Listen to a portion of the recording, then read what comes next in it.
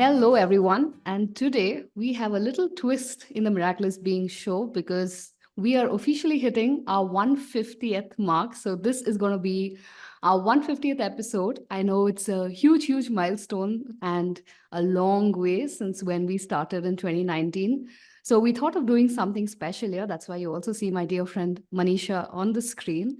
We thought we'll do a little bit of a role reversal, and what we thought was that Manisha can actually ask me questions and we can go into the Being Miraculous journey so far. And Manisha here is someone who I deeply, deeply connected with only recently, but it feels like we've known each other forever because so many themes around what we talk around being miraculous. I think Manisha is the embodiment of it in terms of living with self awareness, being empathetic and kind, and always curious. And when I thought of planning this episode, there was no other person I would have rather asked to interview me. So thank you so much, Manisha, for saying yes and for being here. Really grateful. Shwetha, it's an honor. Congratulations. Thank you. I think it's a huge milestone, and I feel so touched that you chose me for this. I follow your work, and I'm also a huge fan. So I can't wait to get to know more about the journey behind this podcast. But before that, I'd love to know, how does it actually feel to hit this milestone 150 episodes? Gosh, unreal, right? Unreal. And like I said, it is, I'm so used to being on the other side of the microphone that this feels special and surreal. I think I was just reflecting back. I would probably say that this is the longest creative project I've ever undertaken, right? We started in 2019. So almost about 4.5 years of doing this, and still feels a little like I need time for it to sink in that we did actually cross that milestone. Yeah. And for for you to sustain this over 4.5 years, it would have taken something significant, some significant spark or inspiration. So, what's the inspiration behind being miraculous? Gosh, okay. So I'll probably share that in two parts. One in terms of the journey behind Being Miraculous itself and how the podcast came about. So Being Miraculous honestly started off as just a travel blog, right? In 2016. So it was in my peak corporate years where everything was supposedly thriving on paper, but I was starting to feel that disconnect very early on. And it was that journey of questioning, saying, is this it? Is there more? What is there more? And really exploring where I come alive. So it started off as simply a travel blog until someone pointed out to me in 2018 saying, Shweta, we can't find even a single itinerary on your website because I would only talk about life and living. So all my travels, all those moments where I came alive or something that really opened up in me, those are the things that I used to talk about. And that's when it actually came like an aha moment saying that that's true, that while I say it is a travel blog, I actually talk about life and living. And that's how in 2018 December, we rechristened the blog to Being Miraculous. And the journey, honestly, I'm not very good with names. If any of you know me, you know that I'm very, very bad with coming up with names. But somehow this clicked in the sense that a lot of my journey was around seeking meaning and fulfillment. There was a huge void that I felt was missing in my daily life. And when I read about the word Meraki, when it said, when you do something with all your heart, all your involvement, all your presence, with devotion, that sacredness was what I felt was missing in my current life. And I said, wow, won't that be wonderful if we could live every day, every moment with that centered awareness to really say that how can I contribute or make, add value to whatever it is that I'm doing and make a little difference in whatever small way we can, right?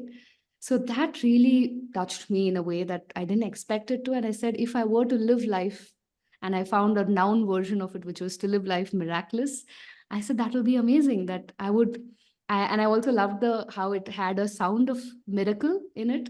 Even we actually look at every ordinary moment and turn it into extraordinary. And that was my journey that I was getting started on.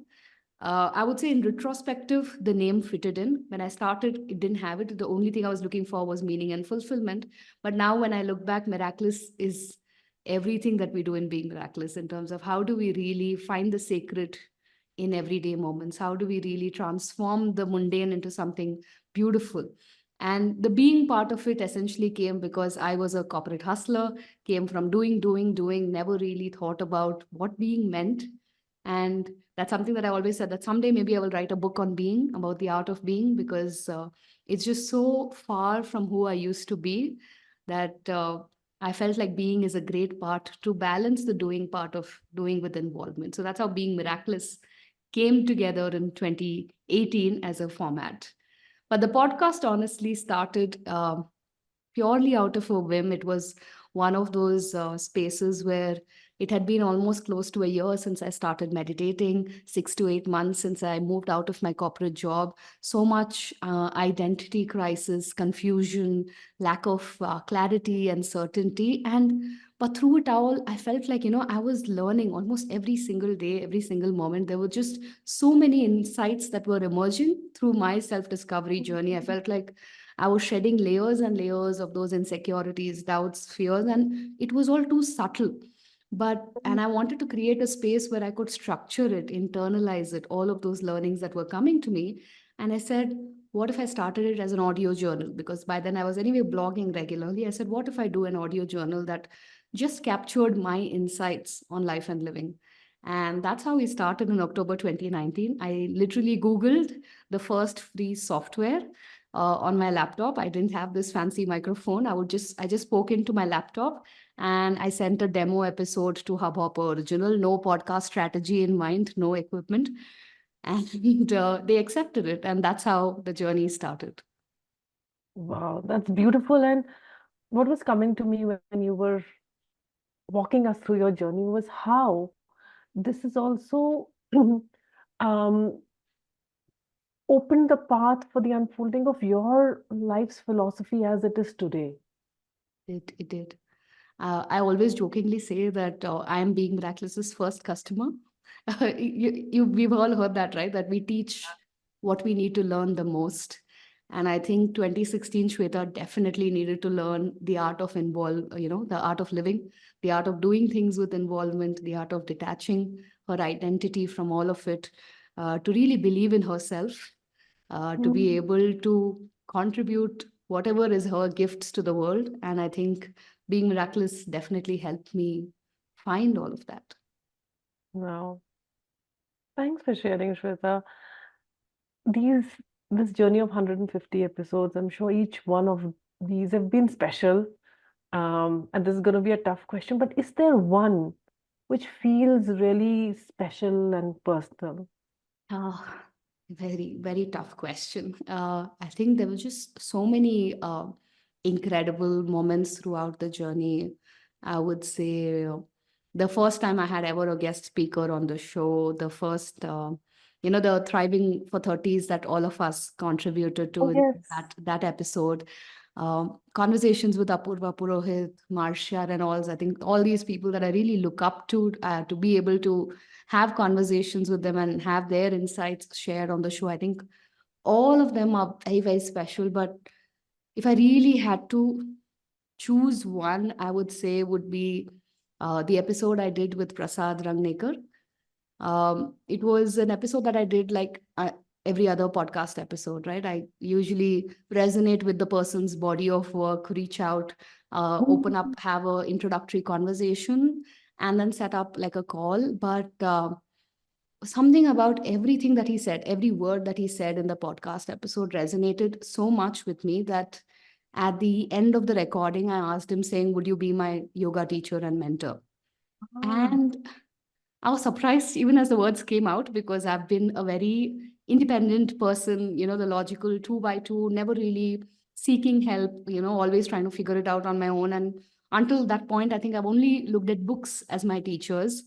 But I don't know what happened in that conversation. I asked it, and as soon as the words came out, there was a part of me that recognized also. I'm like, did you really say that? But I did, and it has been such a beautiful journey of learning with a live teacher, to have somebody to kind of back you in your journey and to guide you in the process. I think that has been very, very special. So if I really had to pick, it would be that. Oh, that's beautiful. Yeah. And from the other side, your listeners, I'm a part of your community, so I know what a beautiful community you've created. From your community of people who follow your work and your listeners, has there been a message or a feedback that was really touching and memorable, which conveyed the impact of the work that you're doing? Yeah. I mean, I'm blessed that there have been many, many, but I think one that always stood out to me was something that came into my Instagram DM in March 2020. And it was from a girl who said that she was on the verge of committing suicide, and something about the podcast really stood out to her, and she stopped herself. And Mm. she shared it with me, and then we had many conversations after that. But I think that was an awakening moment for me because I realized that this was no longer just about me or capturing my journey, right? Which is what I started with in 2019. So 6 months into it, when this message came in, I realized that this platform can and should do more, and that Mm. it was meant for a much larger movement. And I Mm. think her message, it just always centers me in terms of what this work is about every single day, every single episode that I record, that even with this platform comes such a huge responsibility and to do it well. Yeah, I love how the conversation is flowing because it's bringing me to my next curious question, which is that, with each episode, there's awareness. And like you said, there's responsibility. Let's deepen this, and I'd love to know more about how have you seen Shweta evolve through the journey of this podcast? Yeah, I think uh, I think it's been a very fascinating journey, and in a lot of ways, I feel like I grow with being miraculous too. So the deeper I go in my spiritual journey, that the more I have to offer in terms of how much deeper others can look at themselves in this journey as well. But I think it began like that. It began from a very, I would say, selfish interest in terms of really trying to figure it all out because the crisis that I was going through mentally, it was a way of recording, capturing, and saying, what is happening within me, right? Mhm. Because externally everything was okay, but a lot of us identify so much with our jobs that when we moved out, to a large extent, I kept asking myself, saying, okay, who am I? If I'm not that, who am I? And that question opened me up to such a deeper core existence. And I said, okay, so it was more a way of finding answers for myself. That is where the journey started. And somewhere along the journey, I think there was a point, an inflection point where I reached where I said, why didn't I know this before? Why didn't somebody tell me all Mhm. of this, right? Like, why am I having to discover it the hard way? Because I was like, if somebody told me all of these things in a much younger age, I probably wouldn't have had to go through this doubt, wouldn't have had to go through this identity crisis. And that's where I said, okay, I can't keep this to myself. I should at least talk about it. And at that point, I didn't have any big goal or dream saying that, oh, being miraculous will be a business. It wasn't. I actually was running a content marketing business, which was my bread and butter. Even post my corporate journey, there was no uh, financial intent behind the brand at all. And I just said that, people should just hear it. And at that point, I said, what, maybe my mom and my sister would listen to a few episodes and say, good job, right? I was like, that's about it. And I was okay because that was all I wanted, saying that even if one person heard this and it made a difference, that was enough. And that's how it started, saying that can it make a difference to one person? And then I said, when I went through that journey, what I also realized was that it's a very lonely process. Uh, and whether we like it or not, nobody else can do our work, right? It is up to us to do it. But I said, can it be made more fun? Does it have to be it is lonely, it is very difficult, because looking at our own inner demons and the darkness and embracing that, like with the compassion that we've still not arrived at, right? So we cultivate compassion the more and more we do our inner work. So I said, can we actually have a community around it so that it doesn't feel so cumbersome as a process, that it actually is fun, that you realize that, oh, I'm not alone in this journey. So it was a maybe a need that I also had in my journey, along with the need that maybe there is value in it, in doing it together. Because what I used to notice was that I had a very deep amount of self discipline. I didn't need anybody to hold me on track, or to ensure that I meditated every single day. I would never needed external support, but I did see that a lot of the initial people that I would engage with would drop off because it was not happening for them, right? So then I said, okay, maybe there is a need for a community around it, so that people actually stay on track. And I think each of these have also been realizations on my journey. And I think another step was when I realized that uh, even in the beginning, when I did have a community, it was all about me offering things to the community, right? And then I realized, wait, there is just so much that each of us carry within us. And I said, if we were to learn from each other and not really have any reliance on me to be a guiding light, because that exhausted me very quickly, right? I said, what if we sought help and asked each other and kind of figured out how to grow together? And I feel like that's the journey we are at right now. I'm sure there'll be more ways that we continue to evolve, but that's where we are right now, that we have a little community where we do kind of help each other out in the process. And I would definitely say that, yeah, every step of the way I have grown with Being Miraculous, in terms of my intent and my purpose also growing larger, wider, more generous, and more compassionate. Mhm.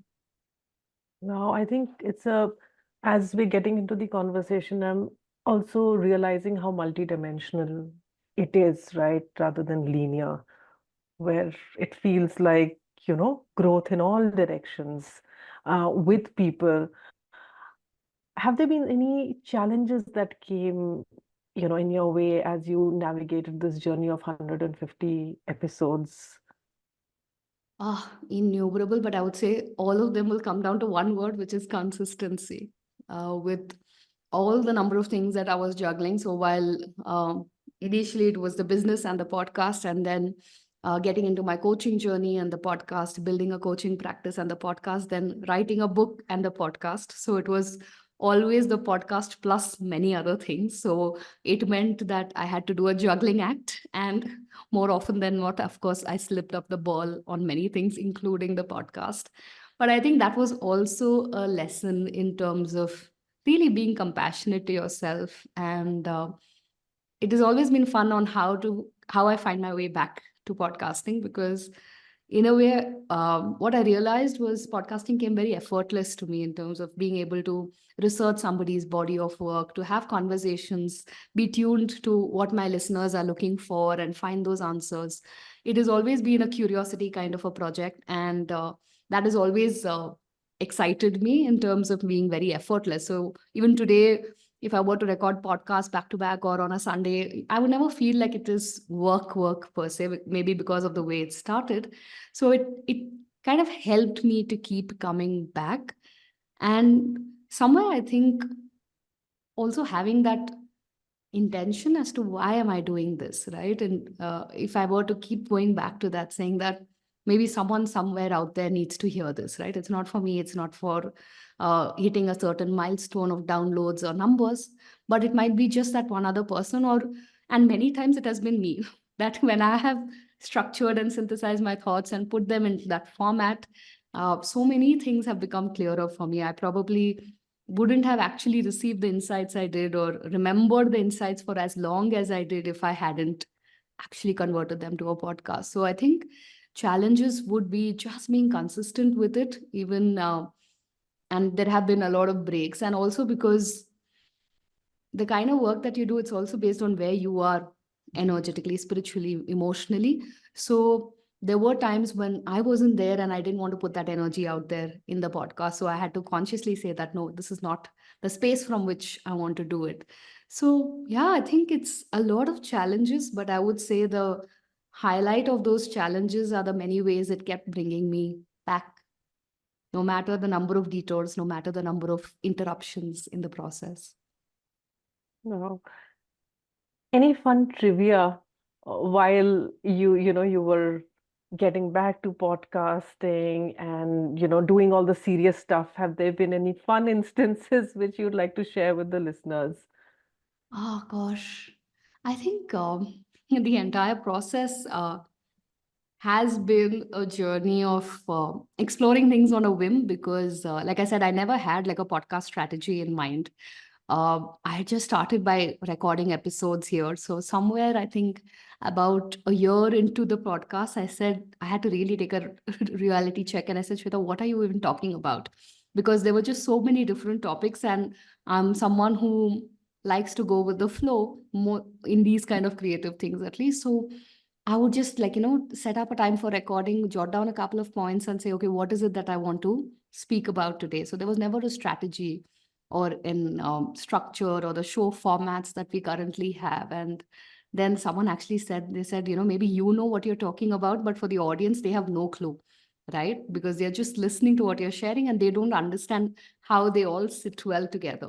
So I actually then they took a step back and said that, okay, what are the formats that I wanted to do? And that's when this whole own your everyday or deep dive actually came into the process because I was like, okay, maybe I need to offer some kind of structure to my audience to say, okay, if you're looking for this, this is where you go to. That's where we also branded a guest segment and said Miraculous Beings as a show. So we have 3 segments in the show.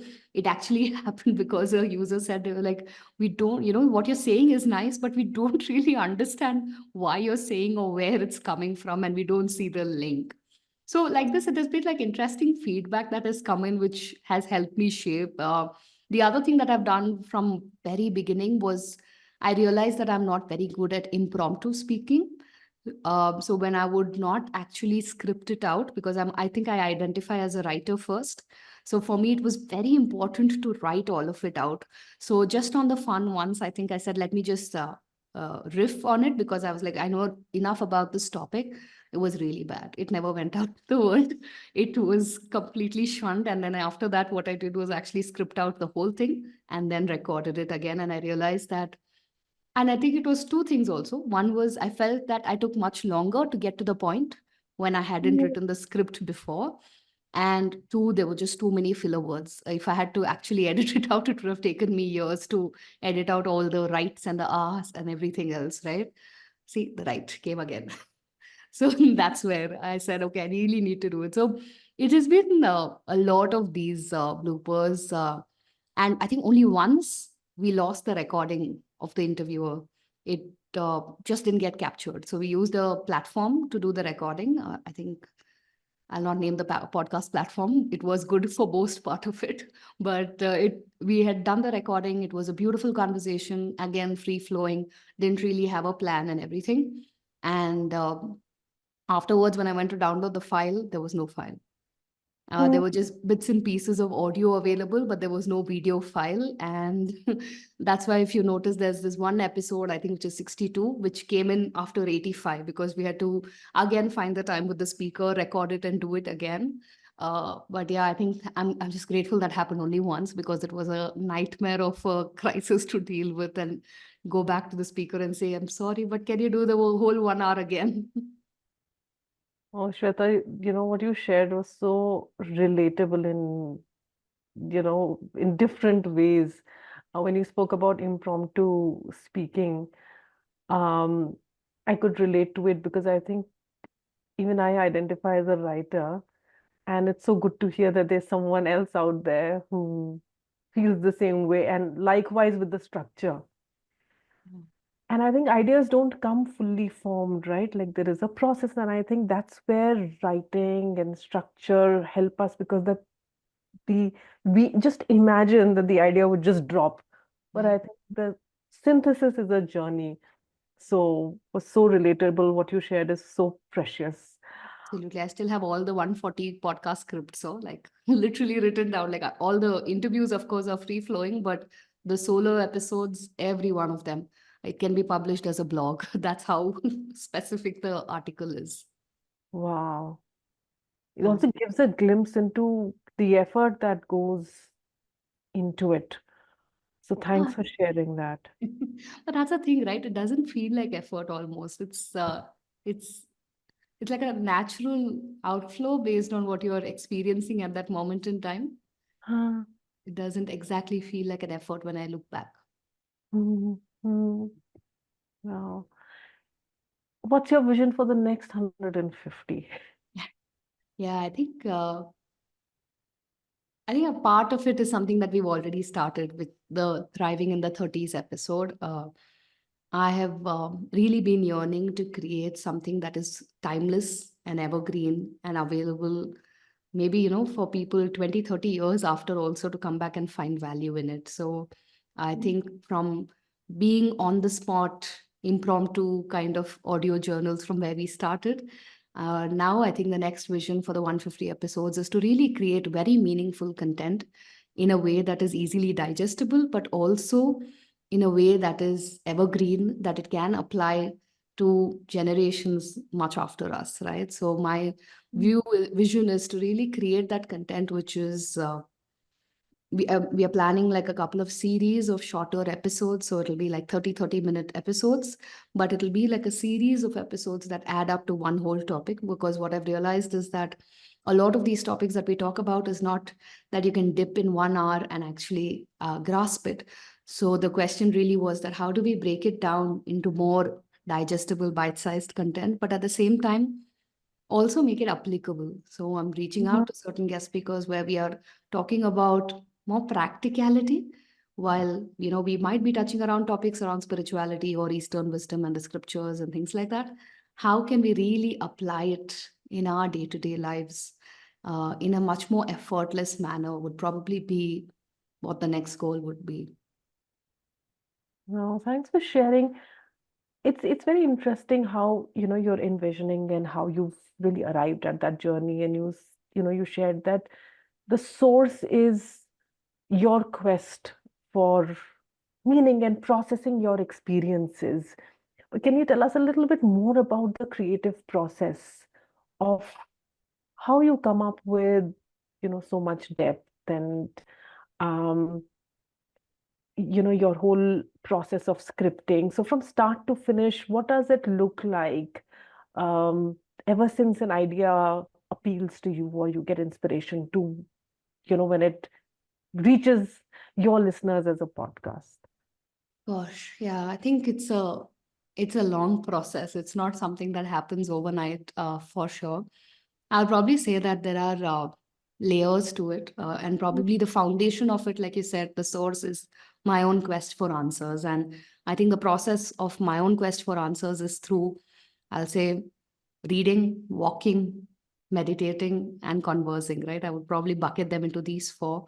Reading, because I feel like it opens up a whole other world, a whole other perspective of thinking. When I was in the depths of my depression, also what really stood out to me was words by these authors who told me how different life could be beyond what I could have ever imagined. And that opened up a whole new world. I said, oh, when I read Power of Now, I was like, oh, this could also be a way of living.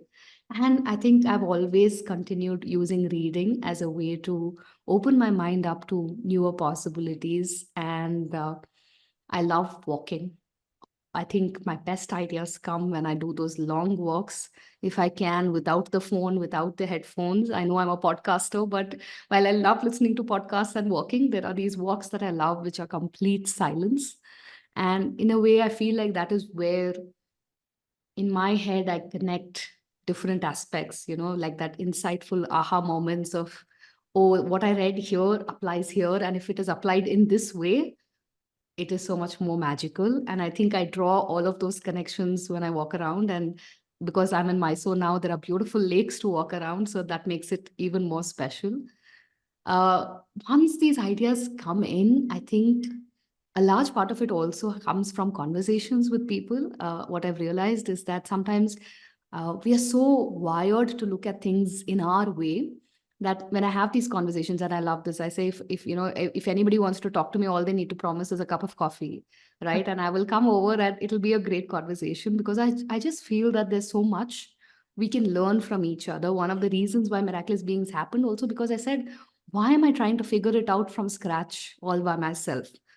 There's always someone who's probably done it a little better, and they have a way of seeing it which might be completely, out of reach for you because of maybe your belief systems, your conditioning, your wiring. So I'm a big believer in conversations to really open up those horizons a little bit more and say, oh wow, this is another way of looking at it. And last, of course, is my most sacred process, which is meditation. I really feel like that is a process that helps me synthesize, integrate, bring all of it into me, and then give me a clarity. I think all of this is what helps me in my quest. And the creative process really is that I have this notion sheet where I say ideas. And whenever I get any random thought, that's where it goes.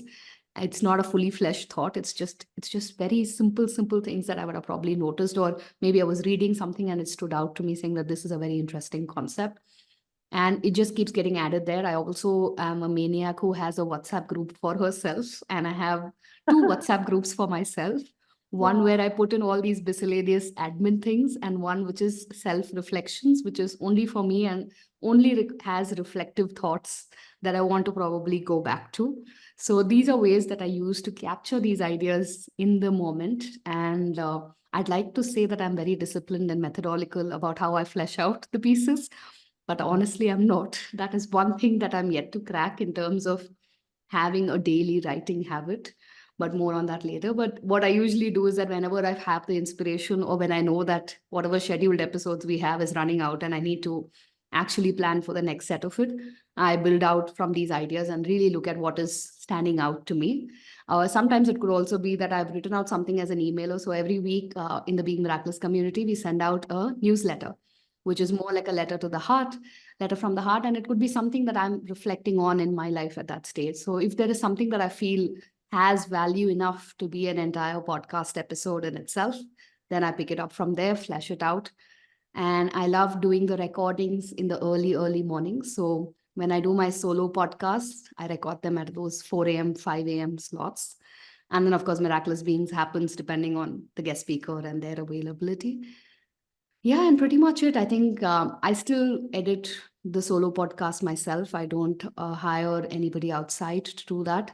The video is something that is absolutely out of my depth, so that I do have external help in terms of fixing up the video, managing the transitions, and all of that. But yeah, that's the entire process of an episode coming out to you. Wow. I think it gives so many interesting ideas. I love your idea of the WhatsApp group and, sort of a place for all the ideas, and revisiting those that place many times. We park them, but we don't revisit them. So that was really inspiring, Yeah. Shweta. Yeah. And from all these episodes, has there been one instance where a sentence, a quote, or an advice from a guest really stuck with you? Oh, so many, so many. I can probably do a series of podcasts on just that because I feel like we've had some phenomenal guests on the show in terms of their thought processes, the kind of work that they do, their ideologies, and how they all link up. But I think three. When you asked me this question before, also when I had to really reflect on it, three things really stood out, which I'll probably share. One was what Prasad had shared in his episode, wherein he spoke about how imagine a fish swimming in the water. It is not just the fish that is swimming, but there is the current and there is a whole ecosystem supporting the fish in its act of swimming. And he gave that analogy to say that how we also in this life aren't really that alone, right? There is, if we were to look at life as a partnership between me and life, he said that we will not feel that alone and isolated. And like that fish in the water, we can take that support of the whole ecosystem to help us move forward. That was such a powerful analogy that that image is stuck in my head. I This, love that. I know, right? It is so, so powerful. And we've all had those moments where we feel so alone, like, uh, like a backs to the wall situation where you feel like, how are we going to get out of this? And somehow something happens and we make it through. Yeah. But if we were to appreciate that force and really be like co-creators with that uh, energy, I feel like there's so much we could do. Yeah, I think it's beautiful. It's such a beautiful metaphor. And I think what it did for me was it instantly moved me into the role of an observer. I Mm. got very curious that how would it be if we were observing that flow of the water, Oh, yes. Yeah. right? And then instead of resisting, sometimes unknowingly, Yeah. when we're not observing the flow or not looking at it as a partnership, we begin to resist it instead of co-creating with it. So I think this was amazing, amazing sharing, just beautiful. Loved what you shared. Yeah, and as you were sharing it, right? I think a lot of times, in a bit to protect ourselves, we build these walls around us, right, to constrict us, to protect us, and that's actually stopping the flow from helping us move forward in so many ways. That can we let the guards down? Yes. And there's another insight that just came to me, Shweta, which was that it the metaphor also allows us to look at ourselves as a part of something bigger, right? A process that's already invoked rather than that separateness. Yeah, And I think, like you pointed out in the beginning when you were narrating this, um, that sort of makes us suddenly realize that, hey, we're not alone. We don't have to take all the burden of doership, yeah. right? So loved it. It's beautiful. Absolutely, yeah, because I think it just all of us feel that pressure in terms of how are we going to make something happen. And I definitely felt it when the first time I saw the vision for Being Miraculous as being something more than me. I was Mm. like, how is that even going to happen? I'm just the girl next door, and I don't know what it takes to do all of those things. But then when you realize that there is a larger force in play that is making things happen. Like, for example, there was this one time, I think, when I was asking these questions, saying, how can I be more an enabler for others in their journeys of self discovery? I had a series of coaches coming onto my platform saying that either they wanted to promote a course that they are offering or they wanted to offer a demo coaching to me. And I had never heard the word coaching until then. That was the first time in March or April 2020 when I heard and met coaches and had conversations. And that's how I actually got into coaching because even though I graduated from Excel, I was completely oblivious about coaching as a profession and things like that. And now when I look back at it, it looks almost serendipitous that when I was asking the answer question saying that how can I be more of an enabler to others, I met a series of coaches who guided me to Cocharya, and I actually did my training there. Right. So I think if we were to look back, there are so many of these little things that actually add up in supporting towards making our journey. We are just not alert enough to recognize those little miracles, I guess, on an everyday basis. Oh, so yeah, I think you said it so beautifully. Because I think the joy of noticing those miracles itself Yeah. is such a beautiful experience to just notice those tiny miracles every day, which lead to something bigger. Yeah. I love doing that with myself and sort of going back, connecting the dots to how did I reach here, and it's so much fun. Yeah, yeah, absolutely. That's why I read there's always that helping hand. It's like an invisible helping hand, but there is that support always available. Yeah, so true. And so there's another milestone, which is your book, which came out. Yes. I just reached me yesterday, and I wanted to sort of know how these three threads connect with each other. Your curiosity of trying to understand life, its meaning, your role. the podcast and the book. Yeah. So, how is, you know, tell us more about this intertwined journey. Yeah, definitely intertwined in so many ways and levels. I jokingly say it, but I feel that there is a lot of truth to it also. That I wrote this book for my 2016 self, saying that Mm, if she had to figure out where to start when so many things were out of alignment, what would that look like? mm, And I think that's where Far From Fine emerged, because if I look back at that time, I was so much on autopilot, continuously just going with whatever comes in my way, firefighting from one thing to the next without really questioning where all of this was adding up to, or really choosing my path forward.